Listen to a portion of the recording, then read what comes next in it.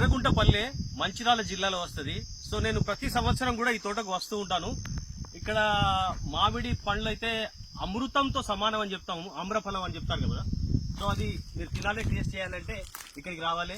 So ఈ తోట శంకర్ ఎప్పుడు కూడా మాకు నిజంగానే ఆప్యాయంగా పిలుస్తూ ఉంటాడు. పర్టికులర్ గా ఆ చెట్టు దగ్గర తీసుకుపోయి ఆ చెట్టు యొక్క పండ్లు టేస్ట్ చూపిస్తూ ఉంటాడు. సో ఇది కోత మామిడికాయ.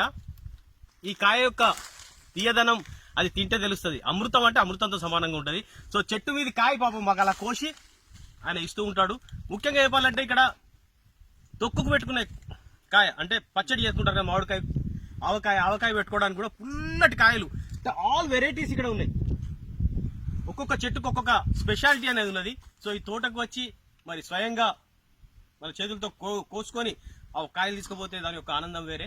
కాబట్టి మీరందరూ కూడా మీకు తొక్కు కాయలు కానీ, రసాల కాయలు కానీ, తోతాపురి కానీ, తర్వాత కోత మామిడికాయ కావాలన్నా కూడా మీరు ఇక్కడికి స్వయంగా విచ్చేయవచ్చు. జస్ట్ మంతిని గోదావరి దాటితే ఒక 6-7-10 కిలోమీటర్స్ మాక్సిమం వచ్చి మీరు ఆనందంగా హ్యాపీగా ఎంజాయ్ చేయొచ్చు. సో పాండమిక్ టైంలో ఎక్కడో రష్ లో పోయి ఏదో షాపులలో వెళ్ళి ఆ కరోనా తెచ్చుకున్న దానికంటే ఇలా ప్రశాంతమైన వాతావరణంలో వచ్చి ఒక 5 రూపాయలు ఎక్కువ వాళ్ళకి ఇచ్చినా కూడా ఏం తప్పలేదు అనిపిస్తుంది. ఎందుకంటే మనం ఇంత దూరం వచ్చిన తర్వాత మనం ఆరోగ్యంగా ఉంటాము. ఎట్ ద సేమ్ టైం వాళ్ళు స్వయంగా మనకు ఈ చెట్ల ద్వారా అప్పటిదప్పుడే తాజాగా గోయించిన ఆ పళ్ళు మనం తీసుకుపోతే ఇంకా హ్యాపీనెస్. సో అందరు కూడా ఇక్కడికి వచ్చి ఈ కాయలు స్వయంగా కోసుకొని మరి తీసుకువెళ్తే ఇంకా బాగుంటుంది. Thank you very much.